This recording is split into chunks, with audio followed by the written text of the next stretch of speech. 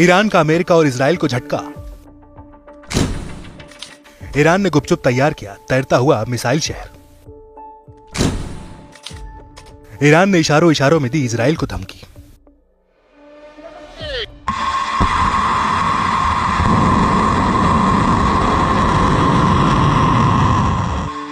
Middle east में अपनी दबंगई दिखाने के लिए ईरान लगातार उतारू रहता है।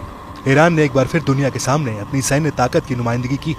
इस्लामिक रिवॉल्यूशन गार्ड्स कॉर्प ने कहा है कि जल्द फारस की खाड़ी और ओमान सागर पर 2 नए अंडरग्राउंड मिसाइलें और तैरते शहरों से पर्दा हटाया जाएगा।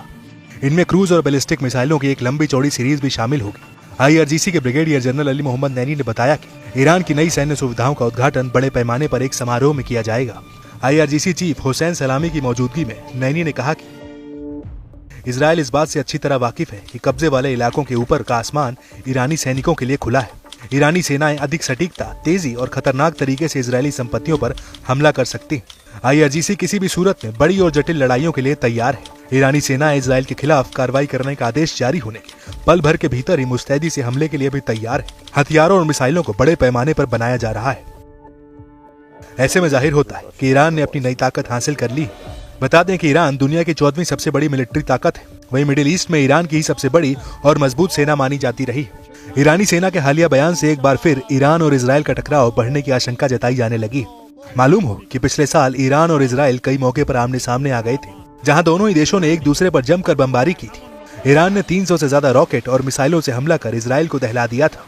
इस बीच IRGC के ब्रिगेडियर जनरल अली मोहम्मद नैनी ने आगे कहा है, हमें इजराइल से कभी भी खुफिया हार का सामना नहीं करना पड़ा है। दुश्मन लगातार ईरान के हाथों मिली खुफिया और सैन्य हार की भरपाई के लिए कहानियां बनाता जा रहा है। पश्चिम एशिया में नए घटनाक्रमों ने इजराइलियों के अंदर झूठे उत्साह और गलतफहमी को जन्म दिया है। हम दुश्मनों को बताते हैं कि हम तैयार हैं, किसी भी समय कार्रवाई करने में सक्षम है। एक बार आदेश दिए जाने के बाद ईरान पहले की तरह अपनी शक्ति का प्रदर्शन करेगा। ईरान ने एक भी दिन अपनी मिसाइलों का प्रोडक्शन बंद नहीं किया है। देश के डिफेंस सिस्टम पूरी तरह से चालू है। कई मामलों में उन्हें अपग्रेड किया गया है। इसके अलावा ईरानी सेना ने हाल में यमन के हूती लड़ाकों के इजराइल को दहलाने की कोशिशों की जमकर तारीफ की है। IRGC ने कहा कि इजराइल के एंटी एयर मिसाइल सिस्टम यमनी मिसाइलों और ड्रोन के सामने बेबस नजर आ रहे हैं। इजराइल भ्रम और गलत अनुमानों से ग्रस्त है। ईरान का ऑपरेशन टू प्रॉमिस 1 और 2, जिसने इजराइल के कई शहरों को अपना निशाना बनाया है, जिससे साबित होता है कि इजरायली आसमान ईरानी मिसाइल की जद में है।